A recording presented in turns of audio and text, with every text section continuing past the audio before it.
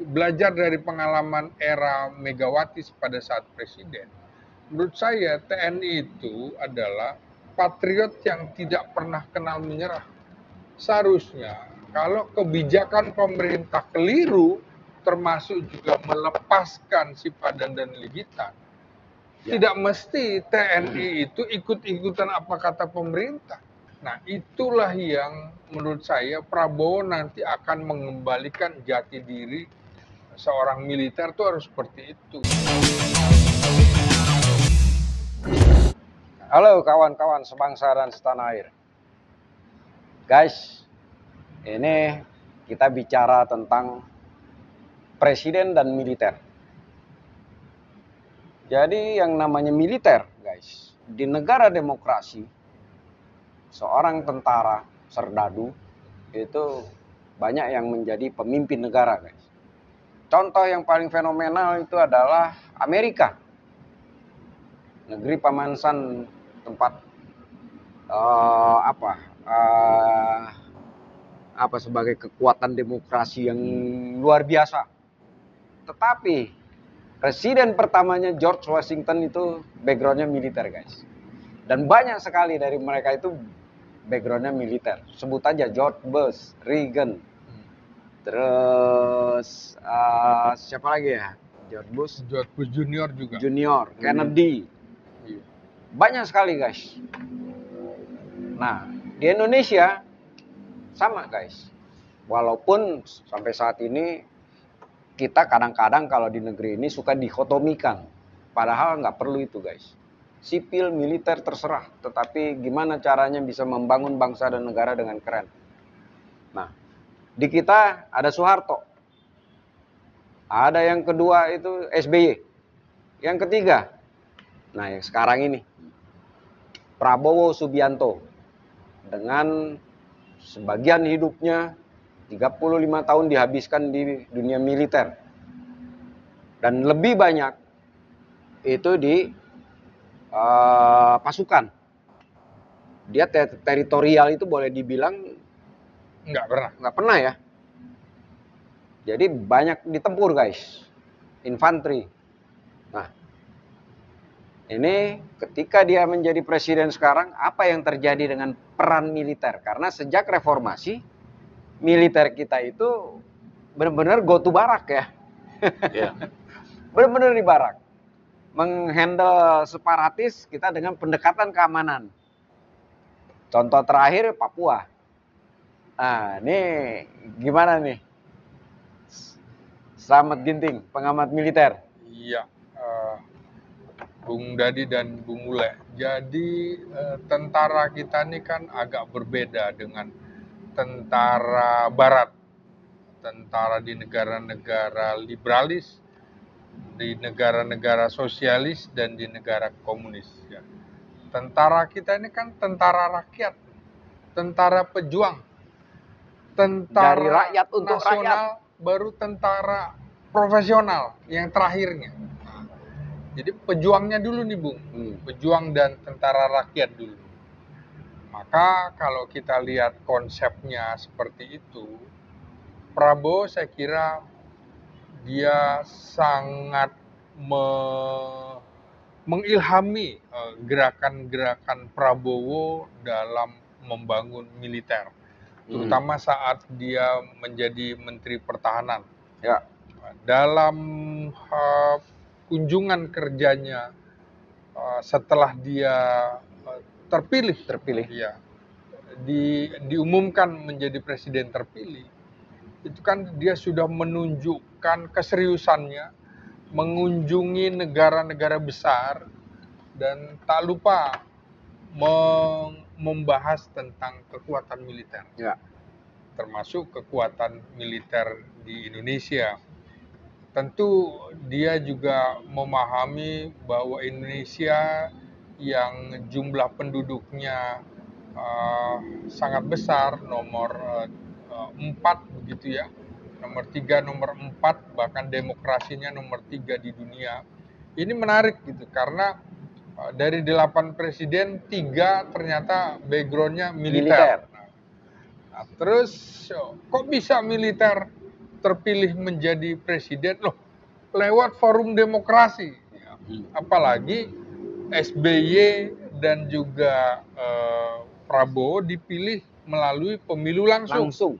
Nah, kalau Presiden Soeharto kan lewat gejolak Revolusi. politik. Ya, kira-kira gitu. Iya, iya. Jadi ada persoalan-persoalan yang berbeda. Tentunya ini sudah menjadi orang sipil ya, walaupun dengan background militer, melalui berbagai kontestasi dan berdarah-darah ya, Ya. melalui ikut konvensi Partai Golkar Ya. 2004. Nah, kalah kan, nomor 5 itu. Nomor 1 kita tahu kan, ada Akbar Tanjung, Wiranto, Ical, Surya Paloh, baru dia nomor 5 kan gitu. Nah, baru kemudian membangun partai. Gerindra. 2009 langsung melejit, ya. Masuk parlemen. Ternyata, Bung, tidak semua militer berhasil membentuk partai politik. Iya, iya. Betul. Salah satu yang berhasil, ya ini, cuma Prabowo dengan SBY. Iya. Tidak seorang Trisno sekalipun dan Edi Sudrajat yang gagal membangun PKP, bahkan dilanjutkan oleh Hendro Priyono yang PKPI, itu jenderal-jenderal bintang 4 itu gagal. Nah, kan? Sekali berhendro ya? Sekali berhendro. Begitu juga Wiranto, wassalam partainya. Jadi Agum yang katanya populer, nggak berhasil. Mau jadi gubernur juga gagal. Jawa Barat pun gagal gitu kan. Mau maju di Jakarta, kurang 1 kursi nggak bisa gitu. Prabowo yang dihujat luar biasa, bisa tampil. Artinya memang ada sebuah kekuatan dalam diri Prabowo. Jiwa Kopassusnya yang barangkali dia tidak akan pernah berhenti sebelum berhasil, Bu. Iya, gila loh. Iya. Dia berapa tahun, Le? Dia berjuang itu. Iya. Kalah. 2004, 20 tahun. Terakhir dia mikir, anjir ya, kalau gua nggak deketin penguasa, gua nggak bisa jadi presiden. Ya itu tadi kan. Kebutuhan terhadap Gibran ada kebutuhan elektoral. Jadi ada taktik, ada teknik, ada strategi. Nah, strateginya seperti itulah. Mendekati Jokowi, musuh politiknya untuk meraih kekuasaan. Tapi persoalannya bukan di situ. Yang ingin gue tahu itu adalah ketika dia menjadi presiden, apa yang terjadi dengan militer? Paling enggak, gue membaca dengan postur APBN yang dia APBN sekarang ini nomor 1 lah, paling nomor gede 1 untuk pertahanan. Iya. Maka ini sudah sebenarnya menggambarkan sosok Prabowo Subianto. Iya. Itu 1. Yang kedua, pendekatan keamanan terhadap separatis seperti apa? Ketiga, apakah wajah-wajah kita akan mulai familiar lagi dengan wajah-wajah militer atau pensiunan, veteran, purnawirawan yang misalnya tampil sebagai menteri, sebagai apa, sebagai kepala badan, atau apa? Apakah akan muncul seperti itu, seperti apa nih? Ya, kalau melihat ceritanya Prabowo yang dulunya juga tidak pernah membayangkan ketika di Taruna, dilantik tahun 74 menjadi Letnan II. Siapa sangka kalau tahun 75 kita harus merebut Timur Timur, perang berdarah-darah itu kan. Prabowo juga sudah mengatakan bahwa siapa kira akan ada invasi Rusia ke Ukraina, ya kan? Siapa kira ada perang berlarut ini di Timur Tengah? Maka dia sudah menyiapkan pada saat menjadi Menteri Pertahanan, di awal-awal sudah membentuk Komcat. Itu kan sebenarnya wajib militer malu-malu, karena memang rakyat belum bisa memahami apa sih pentingnya wajib militer. Padahal sekarang di tahun-tahun ini, Bung, sejumlah negara itu kembali melakukan wajib Wajib militer, militer. ya kan? Rasa. Karena ada kekhawatiran Rusia menyerang Jerman, Iya. Rusia menyerang Inggris, Prancis, Ya, gitu ya. kan? Nah, saya kira Prabowo juga sudah memperhitungkan itu. Indonesia akan dijadikan oleh Prabowo sebagai negara selatan dengan kekuatan militer terbesar. Mirip seperti era Soekarno menghadapi Trikora, Irian Barat. Nah, ini akan dipegang. Karena itu rencana pengembangan Kodam di setiap provinsi itu juga bagian dari kesiapan kita menghadapi perang berlarut. Ya, Begitu, usulannya Dudung ya, ketika Kasat kan, soal Kodam itu, Ya, ya. Waktu Ya, penambahan. bersama-sama ya, karena tentu Kasat itu hanya sebagai pembina kekuatan, Panglima TNI pengguna kekuatan. Nah, pembangun kekuatannya adalah Kementerian Pertahanan. Itu kan pembagian tugasnya. Nah, Prabowo sudah merasakan ini, sudah rajin juga mengunjungi daerah-daerah. Dia tahu juga ini kesejahteraan prajurit ini. Kan dia harus belajar dari pengalaman peristiwa kabinet Juanda itu yang kemudian juga akhirnya melahirkan produknya PRRI Permesta, antara lain adalah ketidakpuasan prajurit, Bung, terhadap kesejahteraannya gitu. Dianggap bahwa Soekarno membuat program-program mercusuar, lupa terhadap tentara yang memiliki saham besar untuk kemerdekaan Indonesia. Saya kira Prabowo akan mempertimbangkan itu, akan membangun kekuatan militer dengan seperti era Soekarno dan juga era Soeharto, bahwa kekuatan militer kita itu harus berwibawa, harus ditakuti negara-negara lain. Jadi tidak ada negara di dunia yang demokrasinya besar, demokrasinya kuat, militernya lemah, nggak ada. Nggak ada. Kalau mau demokrasinya kuat, militernya harus kuat. Kira-kira seperti ini, Bung Dadi. Kalau rumah Anda supaya tidak diganggu maling, diganggu orang, maka harus satpamnya kuat, bahkan ada anjing penjaga, supaya tidak diganggu oleh kekuatan-kekuatan lain. Jadi baru kita kemudian bisa membangun demokrasi. Seperti tadi disebutkan bahwa stabilitas nasional itu menjadi pertaruhan utama bagi Prabowo sebelum dia membangun kesejahteraan, sebelum melakukan pemerataan pertumbuhan. Saya kira itu. Nah, terus dengan situasi sekarang, misalnya ya, kita dulu tuh kita sangat familiar dengan para panglima pemegang teritorial, Pangdam ya. Pangdam itu kita sering lihat itu di media ya, di televisi, di koran, di mana. Tetapi setelah era reformasi, kita tidak terlalu familiar lagi tuh. Bahkan yang namanya Pangdam itu kita sama sekali agak asing gitu.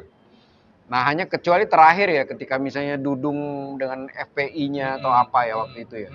Itu tiba-tiba muncul aja, publik malah waktu itu menerima dengan baik sekali tuh. Iya. Nah, mungkin ini juga kan dibaca tuh oleh Prabowo. Nah, tapi persoalannya akan seperti apa nih? Apakah misalnya nanti TNI akan masuk juga ke tempat-tempat sipil? Padahal kan nggak boleh undang-undangnya kan? Boleh, ada di beberapa tempat boleh. Iya, misalnya kayak BNPB, Bakamla misalnya kan. Itu baru-baru. Sebelumnya tidak ada di Undang-Undang TNI. Betul. Nah, misalnya gini, kalau misalnya jaksa, sekarang jaksa bisa ada di mana, polisi bisa di mana-mana tuh. Iya. Bisa jadi irjen, bisa jadi apa di departemen-departemen. Tentara yang nggak ada. Tentara nggak ada yang masuk ke area sipil nih. Nah, apakah di era Prabowo ini akan ada perubahan? Bahkan mungkin ada perubahan undang-undangnya. Nah, yang kedua, dalam penanganan tadi separatis. Iya. Jadi gini, salah satu tolak ukur keberhasilan panglima atau komandan wilayah adalah dia dikenal rakyatnya apa tidak. Itu aja dulu. Kalau kemudian salah satu ukurannya, Rakyat kenal nggak dengan Dandim ini? Dengan Danramil dulu kan, yang tingkat kecamatan. Nah, tingkat kota dan kabupaten kenal nggak dengan Komandan Kodim? Kenal nggak dengan Komandan Korem? Ya persoalannya Nah, kan memang mereka tersisih kemarin itu. Nah, makanya. Tidak dikasih ruang untuk mereka tampil. Maka kita lebih sering kalau di seremonial itu misalnya Pangdam, Dandim itu kan jarang tampil ke publik tuh, artinya jarang dikasih ruang tuh. Ya, dengan rencananya pembangunan Korem tingkat A, Korem A menjadi Kodam, saya kira juga itu nanti kita akan bisa melihat bahwa oh ada juga tentara gitu kan. Jadi naik level kan nanti Korem tingkat A menjadi Kodam gitu ya. Jadi menurut saya akan banyak kelihatan peran yang akan dimainkan oleh Prabowo. Lagi-lagi TNI menjadi ujung tombak karena memang tidak bisa diharapkan lagi di era reformasi ini dengan aturan main struktur organisasi birokrasi, misalnya gubernur meminta wali kota atau bupati kumpul, belum tentu ada yang mau datang, Bung. Nah, Kan? Kalau gue ngeliatnya, Malah diwakili. Kalau gue lihatnya gini, belum apa-apa kita udah bisa lihat nih. Misalnya makan gratis. Iya. Makan gratis nanti yang menjalankan misalnya kalau badan gizi dia hanya menginikan persoalan gizinya dan sebagainya. Tetapi nanti pendistribusian dan sebagainya itu kemungkinan besar di TNI tuh. Nah ini kan juga peran sendiri nih. Mulai ditampilkan lagi kan. Nah ruang-ruang ini nih yang nanti kita akan lebih familiar kali ya. Iya, ini juga sekaligus mendekatkan lagi bahwa TNI itu lahir dari rakyat. Maka kemudian salah satu tugasnya, kalau tidak ada pertempuran, maka dia harus menyatu dengan rakyat. Itu tidak boleh seperti air dengan minyak, tapi air dengan ikannya. Jadi harus menyatukan, harus menyatu itu. Maka dalam beberapa program kita ingat bagaimana ketika kita menghadapi agresi militer Belanda pertama dan kedua, Jenderal Sudirman itu kenapa bisa aman? Kenapa Karena tidak menyatu pernah dengan kelaparan? Iya, kenapa dilindungi rakyat? Nah, makanya TNI itu memang harus dekat-dekat dengan rakyat, tapi profesionalismenya tetap dijaga. Sama dengan kayak zaman dulu tuh kalau kita lihat Vietcong. Iya. Nah, itu juga belajar dari kita, Bung. Itu kan alam semesta tuh. Belajar dari gerilya dan anti-gerilyanya Indonesia. Pertahanan semesta. Iya. Jadi bagaimana tidak mungkin menghadapi musuh di luar, tapi musuh dihadapi di luar.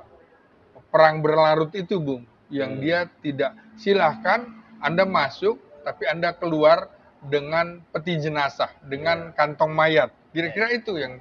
Dan itu juga dilakukan oleh Afghanistan terhadap tentara Soviet dulu kan. Ya, seperti itu ya.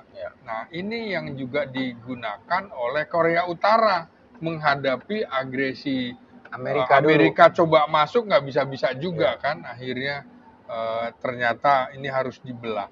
Saya kira persoalan TNI masuk ke jabatan-jabatan sipil memang tidak bisa semuanya, tapi yang harus terkait dengan tugas-tugas pertahanan keamanan. Jadi ada kaitannya dengan tugas TNI. Bukan kemudian penempatannya menjadi komisaris-komisaris BUMN yang gak ada hubungannya gitu. Gue yakin juga memang Prabowo pun tidak akan sampai seperti itu ya. Iya. Karena dia juga ini kan dia negarawan kan. Iya. Kecuali memang di tempat-tempat tertentu yang misalnya imigrasi ya. Oh ini ada ancaman dari luar, misalnya menyusupkan orang. Perangnya kan gitu. Perang itu bukan tiba-tiba satu divisi militer menyerang kita, tapi nggak lewat satu orang kemana-kemana dan segala penyusupan dan lain-lain. Kalau gua ya, pertama menurut gua, Undang-Undang Reformasi TNI itu ketika itu dilahirkan atas dasar fobia Soeharto, fobia Orde Baru. Iya, betul. Sehingga pemisahan militer dan sipil begitu ketat. Padahal sejarahnya Kita nggak bisa lepasin tuh Iya. tentara sama rakyat itu yang pertama. Yang kedua, perang sekarang tuh udah asimetris. Iya. Perang sekarang tuh udah lebih bukan fisik kan. Iya. Dan menurut gua yakin banget lah Prabowo tahu itu. Jadi peran tentara di mana sih? Atau alumni tentara, para pensiunan itu. Bahasanya kalau gua membayangkan gini, kalau gua jadi Prabowo sebagai presiden pada kondisi yang sangat kritis nih kan, terancam konflik di dalam, ekonomi amburadul sama macam, plus di luar, gua akan cari orang-orang kepercayaan gua untuk di pos-pos tertentu, Iya. pos-pos penting. Artinya apa? Tentara. Hmm. Gua nggak akan tuh mengusahkan kabinet, mau apa, pokoknya orang kepercayaan gua dah. Iya. Coba bayangin gini, Iya. Telkom deh Hmm. sama Indosat. Hmm. Oh itu sipil gitu. Kalau menurut gua, coba lu bayangin ada satelit luar Iya. memberondong satelit Palapa Iya. atau satelit Indosat itu dengan sekian juta megabyte data. Oh, aduh. Jatuh tuh satelit. Iya. Iya. Itu satu. Yang kedua, jika satelit itu dibuka ke sipil yang tidak mengerti konsep Iya. pertahanan, bagaimana itu satelit-satelit itu diberondong dengan data-data yang menghancurkan Indonesia? Hancur negara ini. Makanya kalau gua bilang mengatakan referensinya Cina, bagaimana Cina menolak Google? Iya. Iya. Cina menciptakan TikTok tapi tidak pakai TikTok. Iya. Bagaimana itu dia bikin sendiri sampai siapa tuh? Huawei kan? Pemilik Huawei Iya. ditahan itu kan nggak bisa Iya. balik ke Cina oleh Amerika. Kenapa? Dia bikin harmoni. Bagaimana pesawat Iran tidak bisa melaju karena Dia bikin harmoni. Padahal kita udah punya harmoni. itu Jalan harmoni. itu jalan lurus tempatnya main-main. Nah, bayangkan seperti itu. Atau hal yang terbaru, bagaimana katanya Israel menyisipkan bahan peledak di Patriot. Iya. Kita udah nggak ngerti lagi perang sekarang. Iya. Perang media, perang teknologi. Kita nggak tahu lagi tuh misalnya kayak tadi tuh penyusupan gitu lewat imigrasi, tenaga kerja tiba-tiba ternyata bukan, dan seterusnya dan seterusnya. Tiba-tiba ada orang mabuk ngegebukin mobil di Senopati, tiba-tiba ketika dicek ternyata pernah di Rusia, anak muda loh. Iya. Iya. Iya kan? Iya. Hal-hal kayak gini menurut gua tidak boleh lepas di mata gua ya Prabowo. Iya. Artinya kalau buat gua kayaknya perlu ditinjau ulang deh undang-undang reformasi TNI. Menurut gua ya. Iya. Tapi kan ini memang lagi di DPR kan lagi. Makanya belum digolkan. Yang saya bilang kan rencananya tadinya 26 Agustus mau disahkan. Bayangkan undang-undang itu tahun 2004. Iya. Undang-undang polisi tahun 2002. Ini baru 2024 nih. Jadi umurnya sekitar 20 tahun kan? 20 tahun. 20 tahun. Perkembangan demikian hebat. Makanya jangan buru-buru itu disahkan. Iya. Jangan juga disahkan di era Jokowi. Jangan dulu. Dimatangkan aja. Tantangan ke depan apa? Ternyata betul kan? Cyber. Sekarang kita akan membuat angkatan cyber. Belum ada di undang-undang TNI itu. Maka nanti harus dimasukkan. Yang terdekat lah. Kemarin gue lihat Metro menginvestigasi soal pasir. Singapura beli pasir dari kita. Iya. Jokowi waktu awal naik menjanjikan tidak akan menjual. Iya. Meskipun ngomong enggak yang dijual bukan pasir, sedimen gitu. Apapun. Tapi berapa kilometer Singapura memperlebar daratan? Iya. Apa sih artinya? Artinya ketika ngukur batas lautan kan? Iya betul. Nah itu makanya itu kan gitu, dikritik menjual kedaulatan itu. Persis. Kayak soal ekspor pasir ya yang dibuka lagi ya. Sehingga kita tanpa sadar wilayah Singapura semakin luas. Yang kedua, itu juga nanti akan diganggu juga tuh. Batas wilayah itu dari daratannya Singapura yang sudah ditambah atau yang sebelum misalnya kan. Iya. Pendidikan, kalau buat gua pendidikan tuh nggak bisa lepas loh. Pendidikan menurut gua ya. Iya. Bayangkan anak-anak muda sekarang ingat nggak sih ini presiden keberapa nggak ingat? Menteri ingat nggak menteri? Enggak. Ini boro-boro ditanya Dandim dan Iya. Rem ya. Ini realistis gitu loh kalau gua. Bagaimana penyusupan itu. Coba liatin di zaman ini memang kejadiannya di faktor ekonomi. Bagaimana bank dibuka. Iya. Bank dibuka gila bank asing di kita. Kalau gue misalnya gini lah, yang sesimpel nih ya, Iya. prajurit itu juga kan kita tahu ya gimana kehidupan kesejahteraannya. Tapi kalau misalnya di Amerika, misalnya kita lihat Amerika lah ya, Amerika itu mengentertain loh prajuritnya, mendatangkan musisi atau apa, menyemangati atau apa gitu loh. Iya. Atau misalnya Inggris ya, Pangeran Charles dulu misalnya masih jadi pangeran, dia datang kemana, dia mengunjungi dan sebagainya. Dulu di Indonesia di zaman Orde Baru sampai TV pun ada yang namanya kamera ria.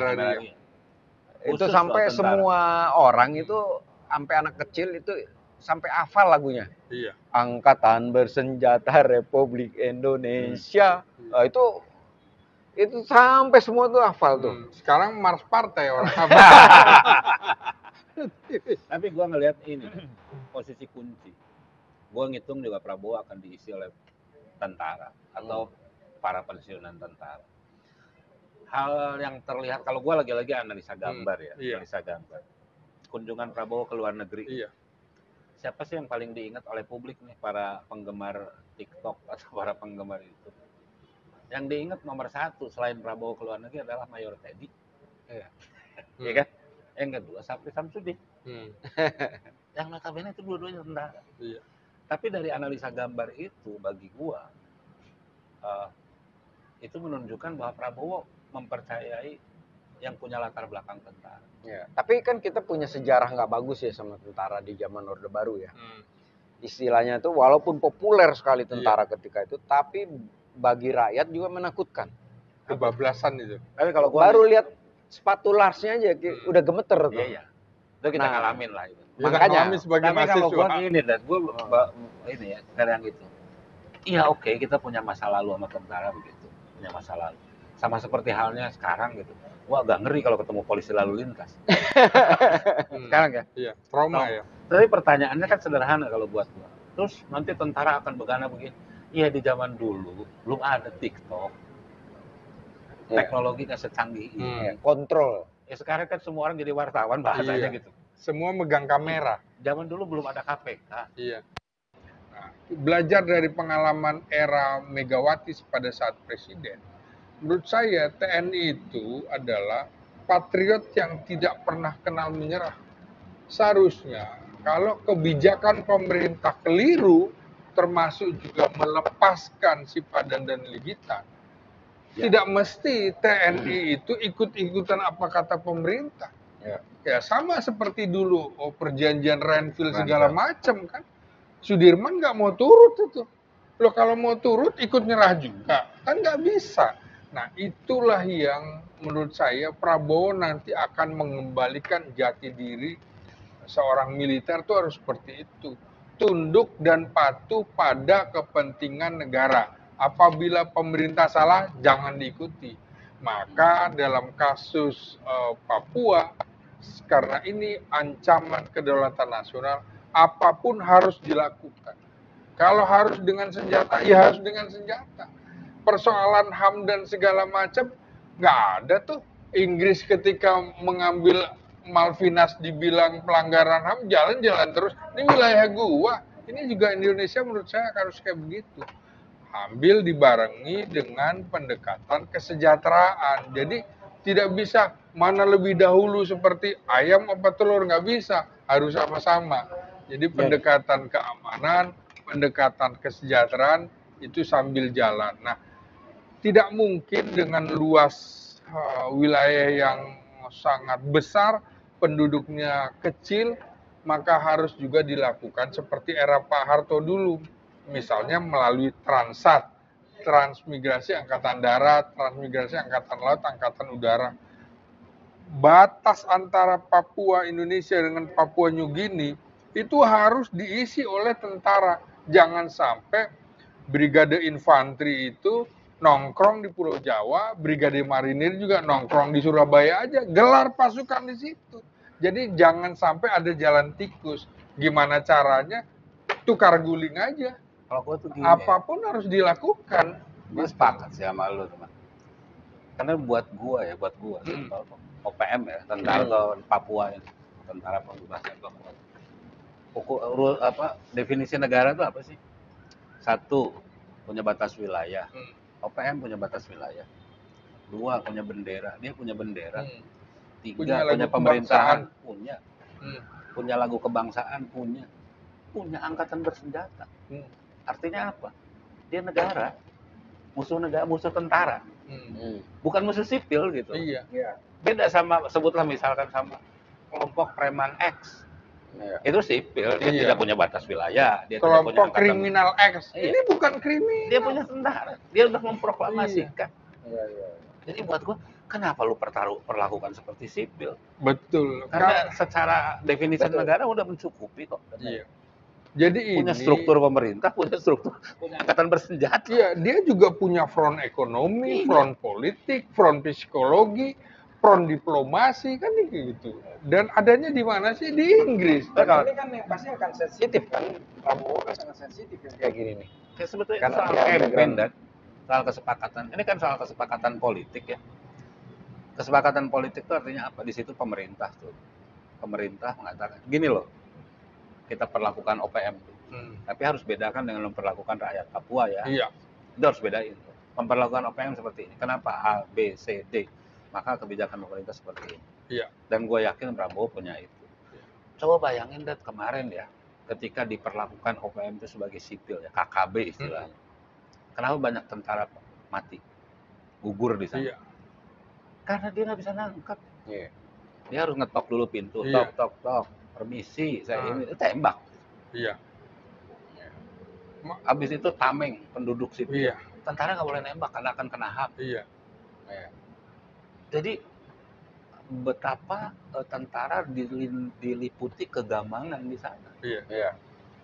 Kalau Dan menurut gue itu. ya, dan kedua kita juga dengan adanya medsos ya, kita sering dapat lihat itu gimana prajurit itu berjuang di Papua ya, di medan yang seperti itu, logistik yang terbatas. Kita pernah di lapangan dan kita tahu banget. Iya. Makanya apa istilahnya yang pernah tuh yang dia tentara bilang itu tuh, gue nggak tahu, lupa namanya siapa. Yang dia bilang ketika itu ada protes dari UI ya, dari mahasiswa. Oh iya. Yang dia bilang, kalian datang ke sini kita biayain ini. KKN aja di sini. KKN di sini. Iya, kita aja deg-degan liputan. Kita liputan loh. Jadi memang harus dipisahkan antara rakyat orang asli Papua, ya kan, dengan kemudian yang OPM. Seperti pagar betis kita menumpas PKI di Madiun, menumpas DIT di Jawa Barat, gitu kan, Kahar Mujakar di Sulawesi Selatan, dan juga Daud Bereh di Aceh. Pagar betis, pisahkan dulu, baru tumpas. Mana yang pro merah putih, mana yang pro ini, kita tumpas. Jadi ketika kemudian sipil tapi pro ini, ya udah kamu lawan. Kamu musuh negara, nggak ada catatan lagi, nggak ada pilihannya. Jadi pertama harus dipisahkan. Nah, karena itu tidak bisa kemudian, oh ini pendekatannya teritorial, pasukan teritorial, nggak bisa. Jadi harus ada intelijen juga untuk memisahkan mana pro kita, apa pro Bintang Kejora. Kalau sudah digalang masuk, baru kita pisahkan. Harus kayak gitu. Baru kemudian ditumpas oleh pasukan tempur gitu. Oke guys, jadi kita lihat aja nanti seperti apa tentara di pemerintahannya Prabowo Subianto. Oke guys, saya bangga, saya resah, saya Indonesia. Kalian